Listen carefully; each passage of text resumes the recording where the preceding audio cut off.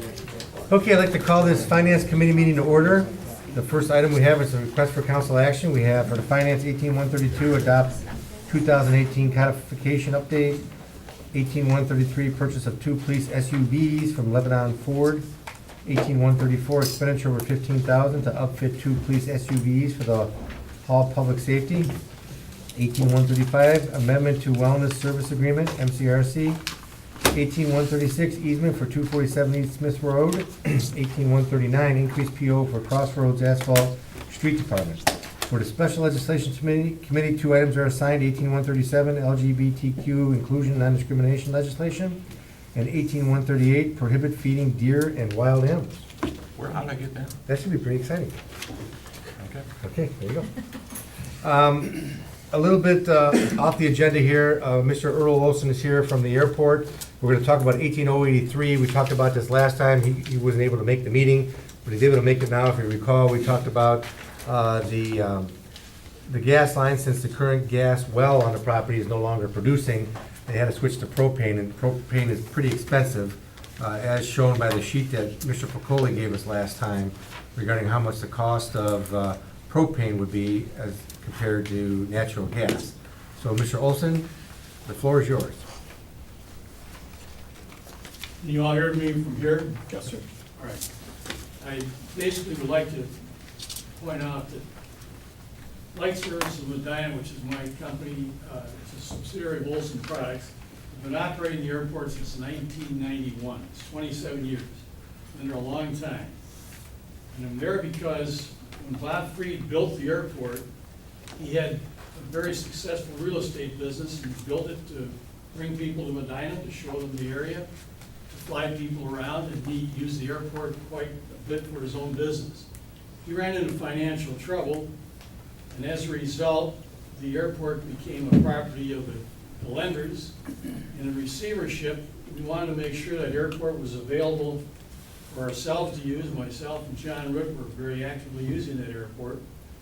And so we formed a community airport corporation to operate the airport while it was in receivership.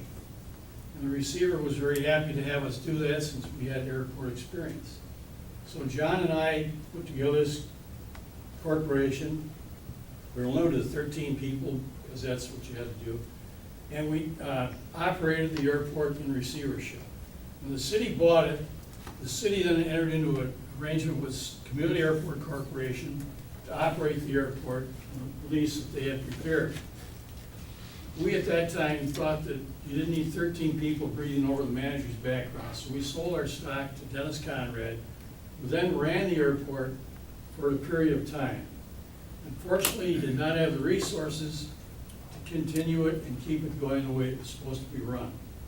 So the city canceled that lease and put out bids for a new operator to operate the airport. Because my desire to keep that airport open, I formed this Flight Service to Medina, subsidiary of Olson Products, to operate the airport if we were a successful bidder. Because we knew it had to be done, we bid $200 to the city to pay the city for the use of the airport.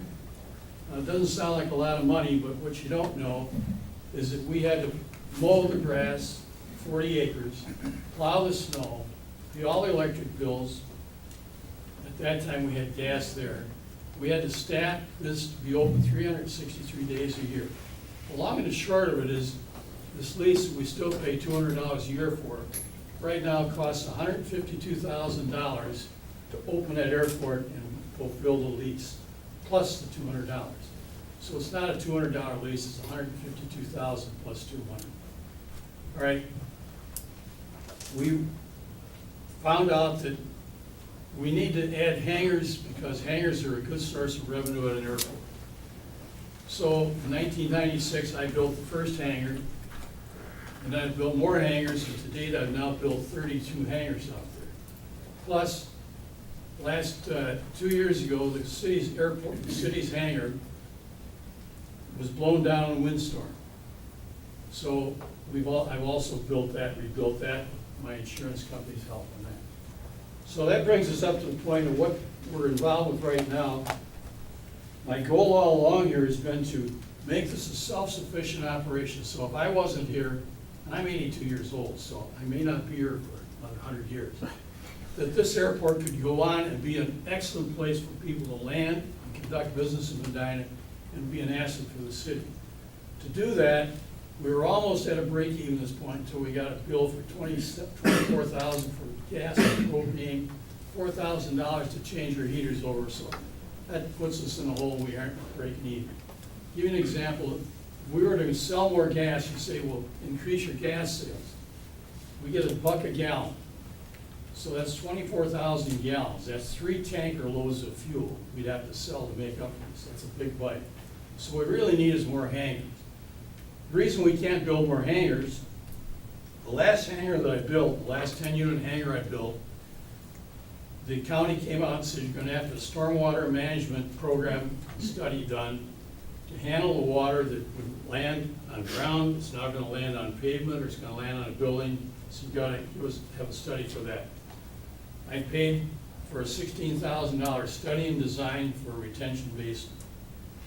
The city, county said, you don't build your hangar until you get it up. The city said, we will do the retention basin. So the county said, okay, if the city's gonna do the retention basin, you can now build your hangar. So we built it. The retention basin still isn't there. And we need more hangars. We cannot build another hangar until we have the retention basin. Retention basin, in current figures, is a cost of $88,000 some odd dollars. My request, first of all, I want you to know that at the airport, there's been a lot of stuff done by me. I have personally spent over $1.5 million on your airport. So it's not like we're trying to get something for nothing. What I'm suggesting to the city is, I'll pay that $58,000 for the gas line extension if you just put the retention basin in that you said you were gonna put in. Because we can't go forward without the retention basin. So that's my request, answer any questions anyone has. Well, thank you, Earl. I guess I'm trying to recollect, I've been on council a long time, and Pam Miller's here. Do you remember that? I guess I don't know what year that was. Do you remember the year that was when that? 2014. 2014, wow. We were all here. Does anybody remember that? No. Everybody but Eric wasn't there. I don't remember that. Who told you that? Well, we have a letter signed by the mayor saying to the county, telling the county they're gonna put it in. How are we gonna? When you guys approved that. But We we- wouldn't sign that letter without you guys. Oh, I know, but I'm trying to recollect. I mean, Yeah, I think what we're trying to do is, he wanted to build the hangar, and the county said, well, you can't do it unless you agree to build this retention basin. So we said, okay, we'll do it. And I paid for we're the doing it design. in-house? We're gonna do that We in-house? paid for the design. We're Well, the gonna do that city in-house? council never agreed to pay for a detention basin, that simply never happened. What was supposed to happen was that the detention basin was supposed to be part of an FAA project, and Irene Porter was the director of the FAA division in Detroit that handles this, and she approved a plan where the FAA grant money would be applied as part of another project involving a heliport to include the detention basin. Then Irene Porter left her position, moved to another position. We have a new person and have had them there for the last 3 years. And they will not approve a detention basin as a part of an FAA grant program, which would mean that the city would have to pay the cost without FAA grant funds. And so frankly, since we were advised that was about 2 years ago. We've been tied up with the north-south taxiway project now for 2 years, and we really haven't gotten on to figuring out what to do about the issue concerning the detention basin. So that's the history of it. So what Earl is stating in terms of an agreement to build a detention basin was something that was to occur as a part of an FAA grant program up until the point that we were advised they're not going to approve that. The FAA has clamped down on what they will approve in terms of projects in the last 2 years. We thought we were gonna try to be able to replace some concrete between hangars. They became more stringent in allowing money in ways that are problematic. We were advised that they'll only pay for 16 feet of concrete to replace the concrete between the hangars, and that concrete is 100 feet wide. And this 16-foot rule that they'll approve came out of essentially a desire to clamp down on money spent on airports. So the end result of that is that it doesn't make any sense to replace 16 feet of concrete down, and they can only do it down the middle of the taxiway. So there, in the last 2 years, there've been a number of different issues we've come up against with respect to the FAA grant monies not being approved for things that previously were approved. So there's the rub with respect to the detention basin. Now, do we have any rights of appeal? Probably not. Or this person is the only person we can talk to? No, I was wondering if the person left and went to a higher position, maybe just call that person. So we are in a pickle, so to speak, I guess, with respect to the detention basin. So the $88,000 was committed to because it was a Gonna- grant. gonna be in a We grant, thought it right. was a grant. at that time, I guess that's where we- it was like $40,000, wasn't it, Pat? Somewhere around there, and then Well, I we just really. got this figure I gave you, just came from Rolling Host from Dyna Excavating, it just, that's what it is now. And you paid $16,000 for Design the, it. for the design. Right. So we don't really have we never voted, you know, we I never don't- appropriated money. We were just talking about a grant. Right. We were just talking about a grant. Right, Well, we would have agreed to probably 10% of it. yes. So $4,000 at that time. Yeah. But I guess the point is, I mean, we've always worked with the airport, we always want to be a good partner. And hopefully you understand that and appreciate that and know we have been. I think, you know, because looking at the grants that we've obtained for the water service taxiway, the money related to the jet fuel tank, the emergency culvert, over the past 12 years, we were able to contribute 3.2 million from the grants, and including our match of 10% on that. And also, you know, we have some time involved in labor, but not as big as the grant, but still about 25,000. So we do believe in the airport, we do contribute. So hopefully you understand that. We want to be good partners. I guess the question is, how do you solve this problem? I think we were all okay, at least with the gas line, to split that 50-50. I think that was fair, because we share some of the burden, because it is our airport. You share some of the burden, because you're the operator. The detention issue is something new. If we did agree that it would be paid for by a grant, I guess we got to figure out, can we get some other type of grant or funding to do that? Because if it's $88,000 now, or even our 10% share, if we do obtain the grant, is $8,800. So we're still short that money. Now, I'm not sure what the answer to that is. If we can't get a grant, that means you can't, and if we don't appropriate additional funds, I mean, it limits your ability to expand the airport, of course, Right. with other hangars.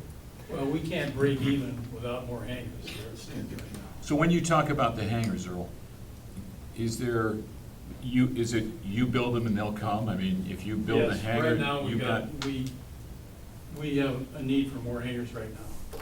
I mean, because people are ready to put their planes in them. Right, and you gotta realize that the average pilot now is different than it used to be. We're getting business people who have now recognized the value of flying around the country. And there's an aircraft called the Cirrus that came out with a parachute. So if you get in trouble, you pull a lever and a parachute comes out and lowers you down. Well, there are a lot of business guys whose wives says, "You're not gonna fly, you're not gonna fly." Well, suddenly, with this advent of this parachute, which I think is stupid, but that's beside the point. These wives are happy to have their husbands flying because they can be home for dinner, they can do their business, they can go 400 or 500 miles away, come back and be home for dinner. And there are a lot of business guys and gals who now find that aviation is a real way to help them make more money. So, in answer to your question, we have pilots waiting for hangars right now. Let me ask you the next question. With the design of the retention or detention basin, how many additional hangars can be constructed with the installation of that detention? Well, when it was designed, we already cleared for another 10, which is included in that. Beyond that, it's not a big deal to add another 10 to it, but the basis there is, the design of this thing is so that water coming off there would be retained, and at the end of a rainfall, it's gotta be dry, because you can't have a wet basin there. And it's designed so you can handle 10 more I know, and I think probably another 10 on top of that. That's what we really need, is 20 more hangars out Well, Earl also shared with me upstairs before we came down that that would get us to 100, and 100 seems to be kind of a sweet spot with the FAA. So whether that will improve our grant opportunities or whatever, but he's been told before that if you guys could just get to 100, then the FAA looks at the airport differently than they look at it with less.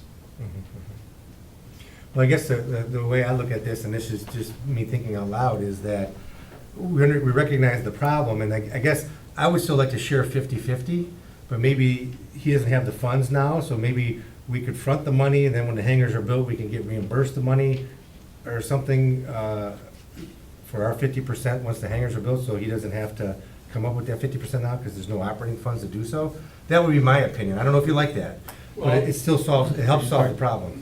Upfront for the gas line or for the hangar? Just for the Or the hangar. He retention. pays for the gas line if he wants to, or, I mean, Well, what I was saying, what I was essentially saying is, I'm paying 58,000 here, I'm asking you to pay 88,000. If you want to split that and we pay half of this total thing, I'll still go along. I'm trying to make this thing stand on its own Sure, feet, sure. and we can't do that without additional hangars.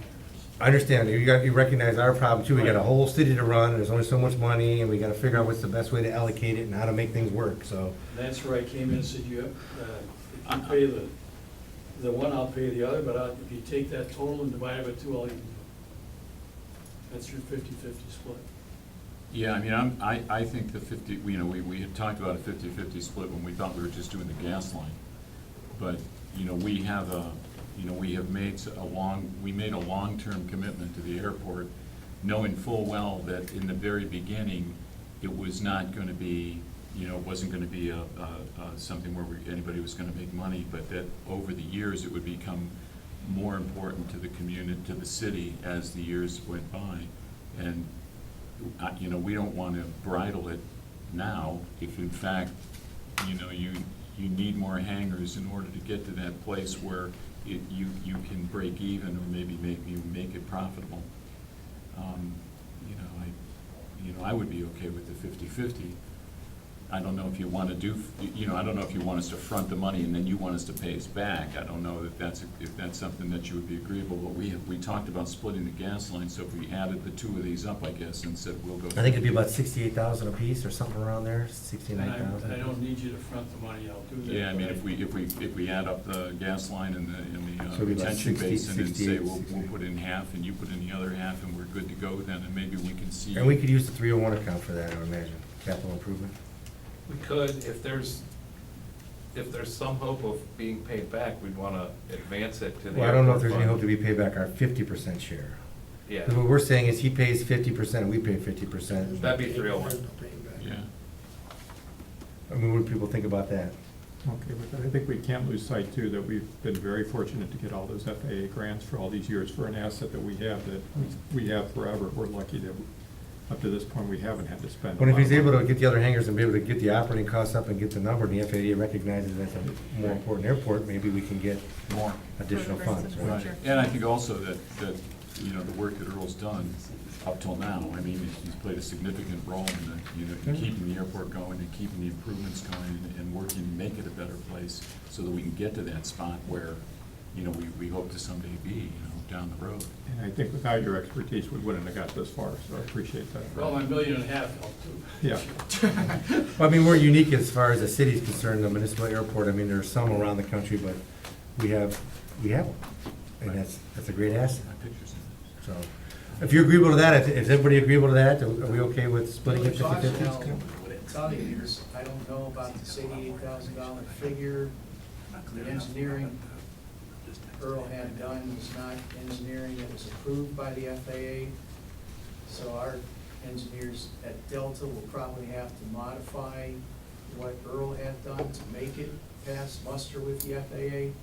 By the time you go through that process, it may be more than $88,000. I don't know. Well, we could come back and talk about that at that I point. don't know if 88 is an accurate figure or not. It seems high. Medina Excavating just did the figures today. Yeah, but Medina Excavating has given us high figures before, so I'm just saying we might.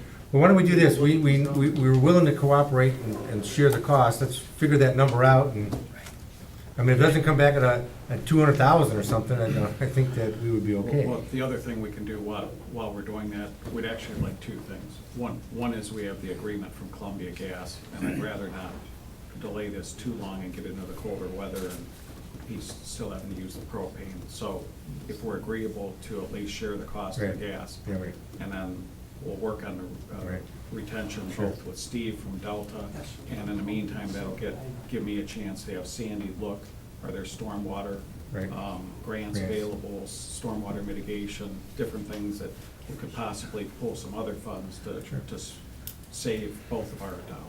Sure, no, that makes perfect sense. So let's have a motion for 18,083 to approve contributing for the gas line 50% of the cost for the installation of the gas line, that the city of Medina would reimburse or pay for that 50%. So I think we need a motion for that, and then we'll come back, as the mayor mentioned, and talk about the detention once they get the number and vote on that. Is that okay, Earl? That's fine. Okay, is there a motion? Wait, did Nino So have? you need to authorize the mayor to enter into agreement with Earl for this, because Earl's gonna be putting money in, because what Columbia Gas has is a contract with the city of Medina for $57,000. Correct. Okay.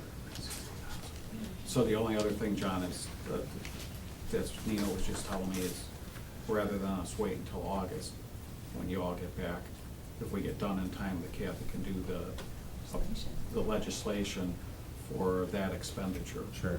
And that the city's paying 50%, Earl's paying 50%, while you guys are on Sure, break. sure. Well-deserved break, but while you guys are on break. We're very get tired, started on it. yes. We need an appropriation in 301 as well. Yes, you got all that? Yes. Thank you.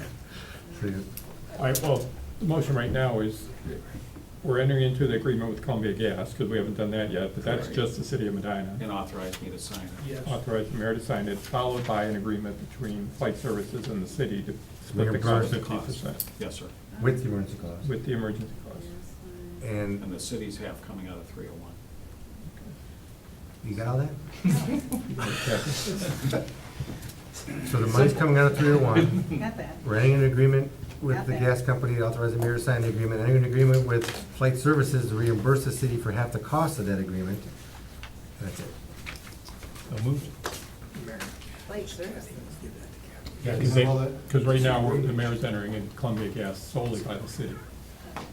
So we need two agreements, one between us and the Columbia Gas, and one between us, the city, and Flight Services. And we've got the Columbia Gas agreement. Yes, sir. And authorizing the mayor to sign both of those agreements, and also use the funds out of the 301 account to pay for it. And the emergency clause. And the emergency. Anything else I don't want to throw in there? And I need a second. Okay, do you have, Yeah. does your motion include the emergency clause? Yeah. Second, including emergency clause? Any further discussions? All in favor? Aye. All opposed? Motion carries. Earl, thanks. Thank you very much. Thanks for showing. Okay, we're going to 18-128, new chapters 909 and 911 regarding small cell wireless facilities and guidelines. I think we have Mr. Hunt here to talk to us about this legislation that we need to pass. And I had some questions, and I think you got my questions, is to see if we can, if there's any further modifications that can be done to answer those. Mr. Hunt? Sure. This is as a result of Substitute House Bill 478, which was signed by the governor the first part of May. It was a statute that replaces Senate Bill 331 passed in December of 2016, which was pretty draconian and placed a lot of obligations on local municipalities only, not townships, counties, or anyone else, to accept small cell facilities throughout your community. and to permit those installations on city-owned poles. And there was a long negotiation period between September of 2017 through pretty much January, February of this year, to scale back a lot of those provisions and give municipalities a lot more authority under that statute. So these two ordinances are a response to that, and we think we've gone to about the furthest edge we can in terms of the authority of a municipality to regulate small cell facilities in the public right-of-way. And they really ought to be in effect by the end of this month. The statute goes into effect July 31st. And it would be good to have this in place.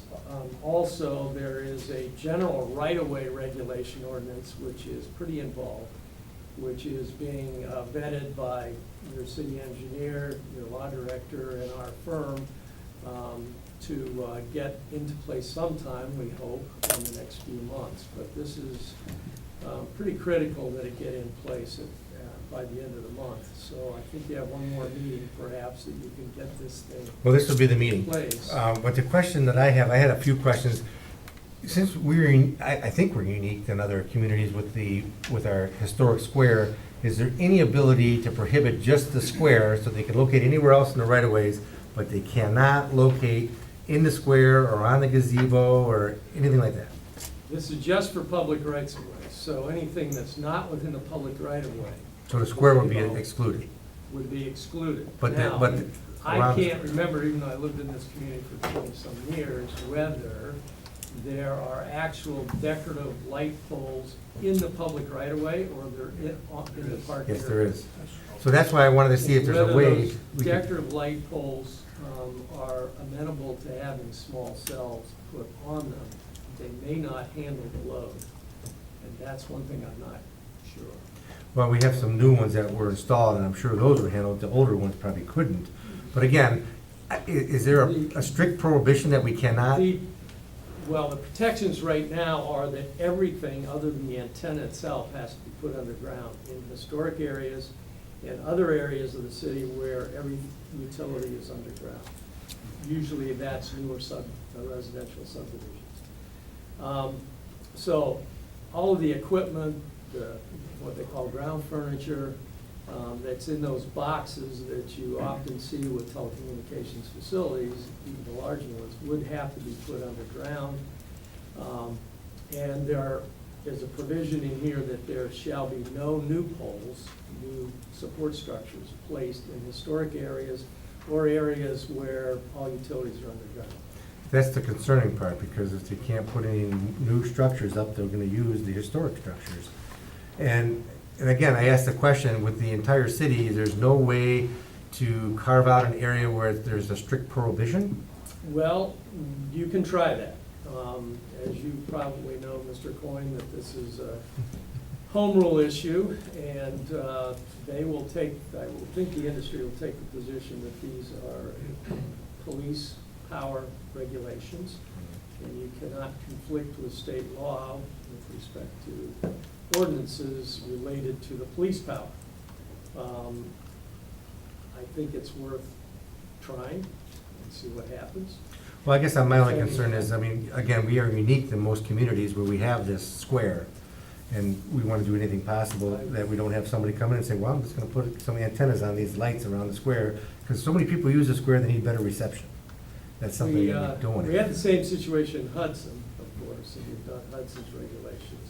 They're fortunate that they have their own electric department, and all of those light poles are under their electric department, and there's an exception in the new statute for public power facilities. Oh. Unfortunately, you don't have that. Yeah. Right. Well, what does everybody think? Is it because it's a public, so ours would be available for these antennas because they're in the right of way. Correct. So what if they weren't in the right of way? Well, they wouldn't be, but I don't think we can move the poles outside the right of way. Well, What the if other you- option What if you is- abandoned what if you redesignated the right of way? those streets. What? Those streets at least are public. Well, he was saying probably just make the gutters of the streets the public right away and everything I mean, else. if you did it in The rest storage part of the district. That would park. cause other issues with respect to the property would cheat, is that the I mean, word? To the neighboring property owners, so they would own it then, and then we'd have issues of. What if you did a revocable use permit like we've done?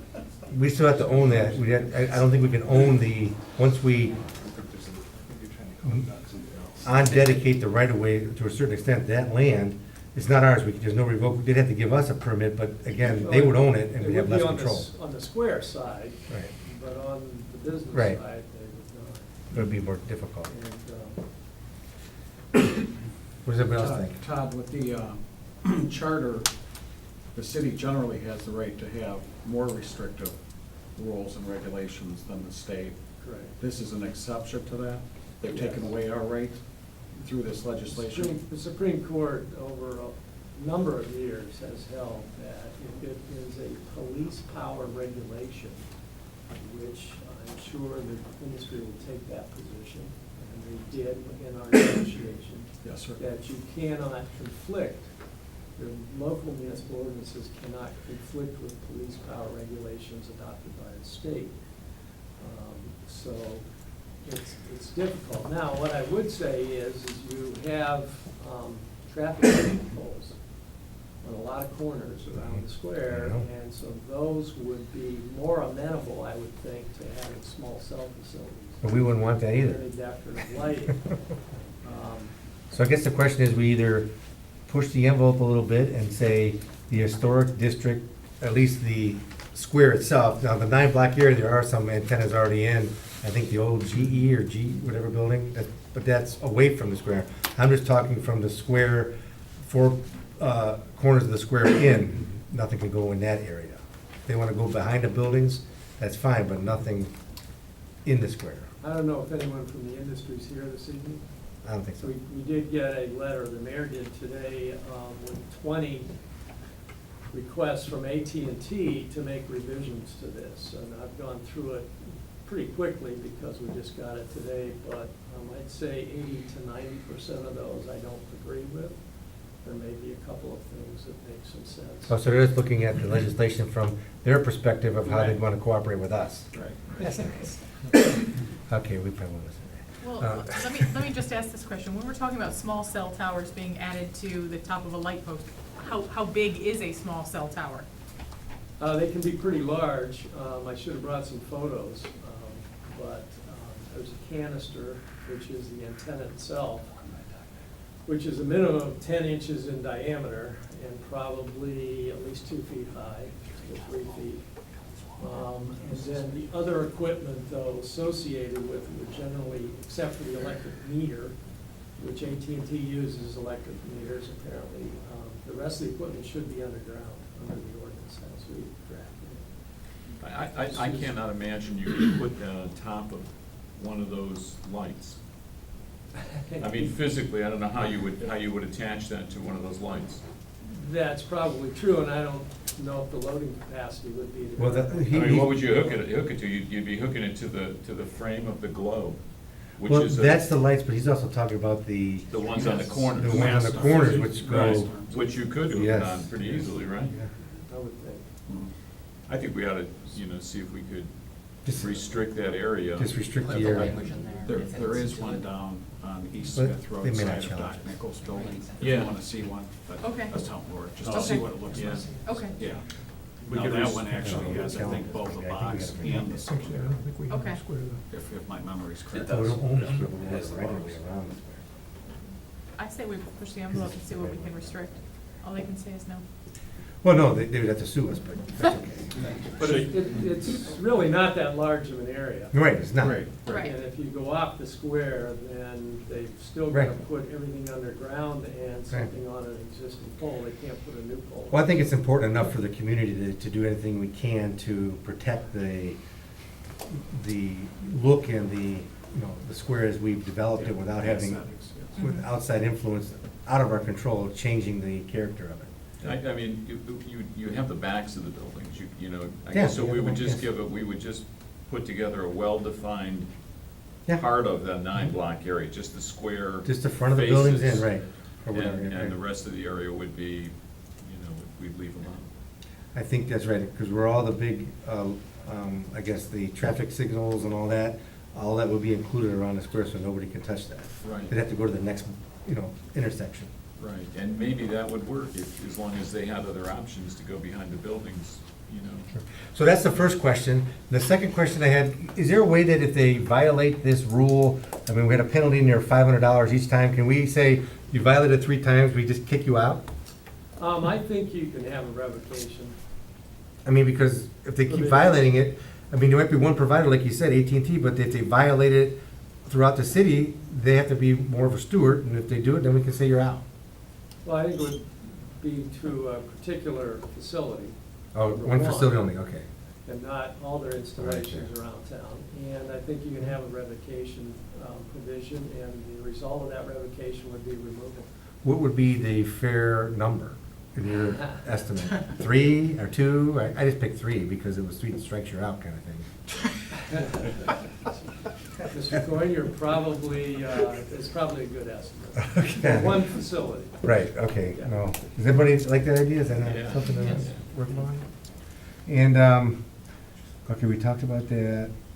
We got I noticed that Mr. Rose told me about the money being in the deposit being put up. If they go out of business, you have money to take down the Yeah, towers. we have provisions in there for bonds, escrows, letter of credit, deposits, or other financial. And does it matter if there's a requirement to co-locate since they have to go on existing towers, or is there an automatic assumption that they have to go on another, where a tower is located on that tower? We cannot mandate co-location of it, but we have mandated that if they put up a new pole support structure, that there'd be room for at least one co-location, Okay, which AT&T is disputing because they say there's interference if there's not 10 feet of separation, but I think there would be companies that would be okay with the height with a 10-foot separation. So I'm not inclined to advise that you change that. does anybody have any other comments? Eric? No, I think those were good questions that you had, it was good. I just sit around thinking of questions. I know, or baseball. One of the two. Try to bring them in. Are you okay with that? Yep. So I think we're okay with the legislation with those 2 changes. If we can change the prohibition for the square area, maybe we define that with a drawing or however with the easiest way to define it. And if there's 3 violations at a single location, we can revoke their permit.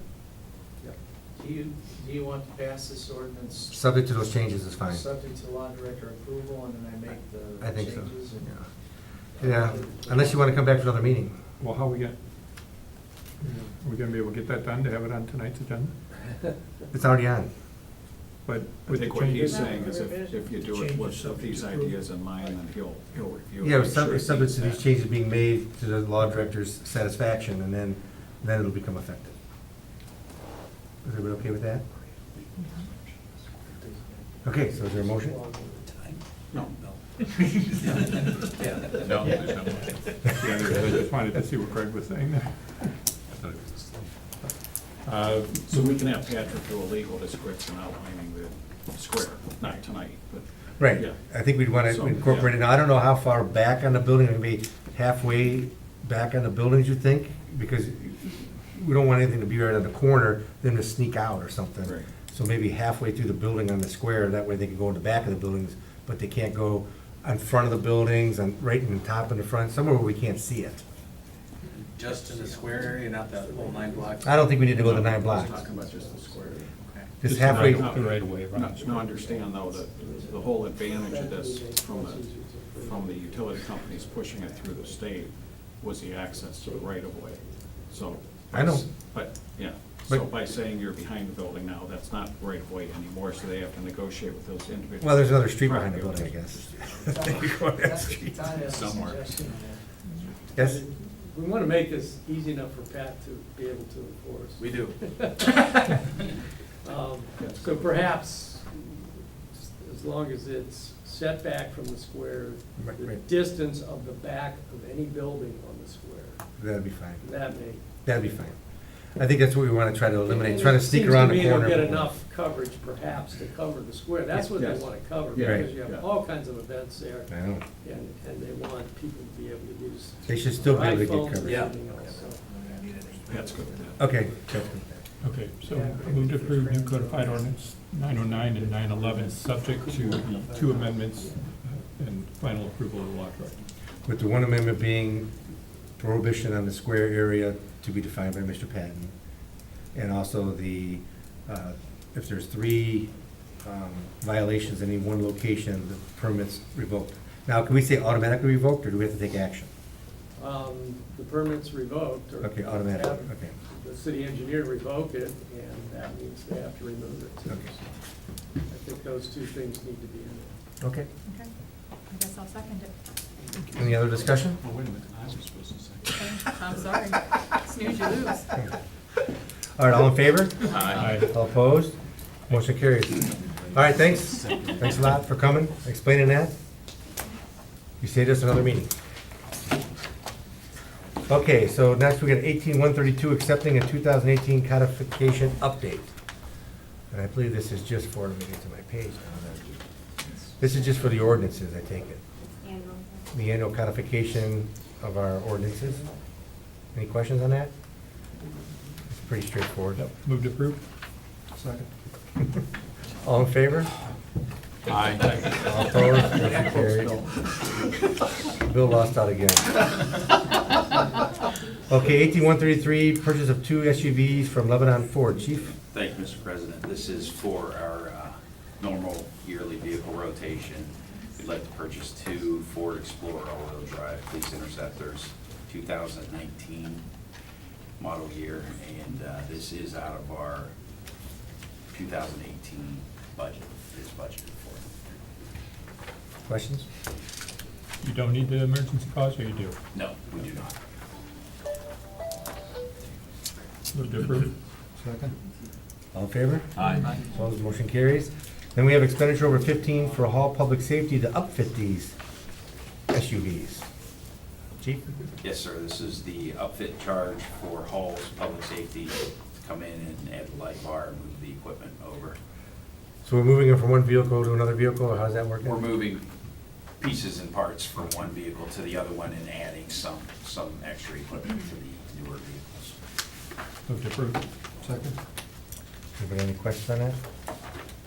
All in favor? Aye. Opposed? Motion carries. All right, we have the 18135 ordinance amending number 5616 wellness service agreement with the MCRC. Mr. Wright? Thank you, Mr. President.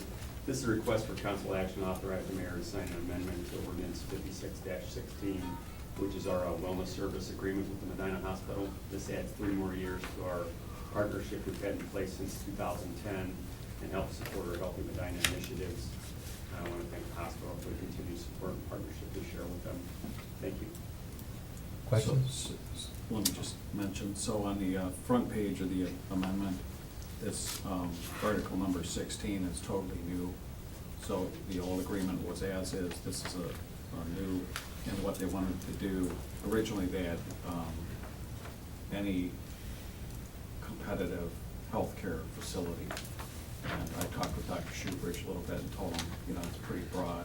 It's a chiropractor, is it, a physical therapist, is it this, is it that? So he went back to his legal team and they agreed to name, although it says including but not limited to, but what they're looking for is, the major health systems in Northeast Ohio, that they, because of their grant to us, they just don't want their advertising in there, which really makes it easier for the partner marketing group, just to stay away from those now, because it's clearly defined.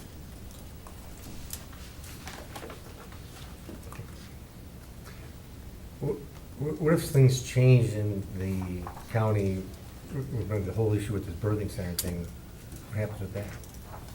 Can they advertise it? Well, if it's another regional hospital located in Northeast Ohio, metropolitan area, then. Can we modify it that if they don't provide the service, they can advertise? Do you think they'll go for that? We can ask them that. It says direct competitor.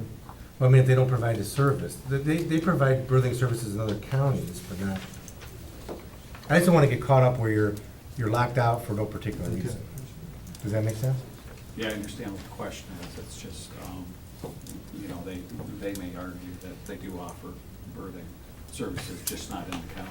Well, I mean, I guess it would be limited. It's the Right. Clinic Enterprise, it's not the Medina Hospital. No, I understand. I guess, I don't know, I'm just asking the question, do you think that's Yeah. worthwhile trying to get? I can ask them if you want, it's just, What do you guys think? we're gonna take this, we're gonna take this up to council, but. We can't, just subject to that question, if they can do it, they're great, if they can't do it, or, I mean, we don't wanna say that. But I guess the question would be, I don't know, I just bring that up because that's a distinct, it could happen. Right. And that would be disappointing if we couldn't even advertise, if we had a center that they didn't provide that service, and somebody's advertising that service. I don't know why they would object to it if they don't even, I mean, I just bring it up. I can ask Dr. Schubert, and if you want, I guess what I would prefer, that kind of takes our bargaining away if we Right. pass it now, and then you ask them for it, and you've already passed. Was, how important is this to pass? Like, I mean, what's the, Mr. Wright, I mean, Pretty important. You know, this is just a portion of the partnerships we have with the hospital. We would want to honor anything anyway. We're going to run all through partner marketing, any sponsorship that comes up, we're going to run by the hospital, and even a possible conflict through 3 different boards too. So the Rec Advisory Board, Finance, and the school board all have to approve these through partner marketing. So if the hospital says no, it won't even make it to any of those boards. It's just a courtesy really with the partnerships we have. Their EHP, you know, all their employees use our rec center for the EHP. There's so many more partnerships involved that there'd be no reason to let another competitor even advertise for it. no, I understand that, I'm just saying that this is, it'll be a competitor, it probably would be a competitor, but they don't offer that service, which is totally, I think, different. But I think the clinic's gonna say They're gonna say no, their right. name is on it, I and know. it's gonna make people think of it. In fact, Mike, remember I talked to you that one day, there was those donation boxes from Akron Children's. Yeah. So we've gotta, I wondered if they're gonna have those, want those removed. They will, and that was another company that brought those boxes to us. It was the heating and cooling, 1-hour heating and cooling, we let them put in the collective toilets for the children. But it had Akron Children's, pretty big letter on it, and Mike and I talked, I'm like, I'm surprised the clinic hasn't. All right, I mean, let's bring it up, I thought maybe we could try to get something in there. I guess we just go ahead as is. I guess. Yeah. Nice try. Move to approve with the emergency clause? Second with the emergency clause. All in favor? Aye. Aye. Opposed, motion carries. 18136, easement for East Smith reconstruction, Patrick? Thank you. We talked about this at our previous finance committee meeting. This is the easement to allow us to do the improvement at Jefferson and Smith. We had we had taken the county auditor's value of the property and offered it to the property owner. They countered, we came and got authorization from council to basically meet them in the middle. They've agreed and signed and returned the easement. Okay. Questions? To approve? Second. All in favor? Aye. Opposed, motion carries. And finally, 18139, increased PO for Crossroads Asphalt for the street department. Mr. Foley. Thank you, Mr. President. As you're aware, we had that area chipped and sealed Fair Road. It held up well until Pat had West Smith resurfaced. We had a lot of traffic, and then there were some trucks that actually came through there. PD helped out a lot, trying to keep truck traffic out of there. Obviously, it's had more than its share of wear and tear, so we want to resurface. There's some areas that we need to do full depth repair, so increasing this PO will allow us to do that with our contract with Crossroads before the fair. We'd like to get it done. And when's the fair? I'm not sure. Look it up. July 28th. Coming up quick. Move to approve. Second. Any other questions? All in favor? Aye. Opposed, motion carries. Thank you. Anything else that needs to come before finance? You know, I have one question, that it doesn't have to come to finance, but you know, the parking lot that the county owns, where the recycle dumpster is? Across from Napa. Thank you. Yes, sir. I was in there on the weekend recycling, My whole- and have we talked to the county about, I mean, there's one corner of that parking lot is dirt. I mean, you couldn't even drive through there. I've mentioned it to Mr. Miller, and I think there was an email from someone we forwarded to the gals that was concerning about, at that time, it had rained a lot and the area was pretty muddy, because there's just, from the trucks, from the front load trucks Yeah. emptying those and servicing those dumpsters, that's the result of that, so I guess we could reach out to them again, but it is their property. It looks to me like they need to repave the parking lot. Should be. You know, and put in a base. Okay. Yeah. Yeah, it's a bad Their shape. whole issue is they own it but don't use it. That, they originally bought that when they were using the Professional building. professional building right next to NAPA on the south side for county purposes. Yeah. And that was their reason to have that lot, but now that all of their operations, in fact, the building's a workout place now. Right. You know, they own the lot, they permit us to use it for city purposes for free, but, so, I only share that with you because they may choose to just close it, just gate it, you know, leave it. I mean, it's their asset and they don't Right. need it, but,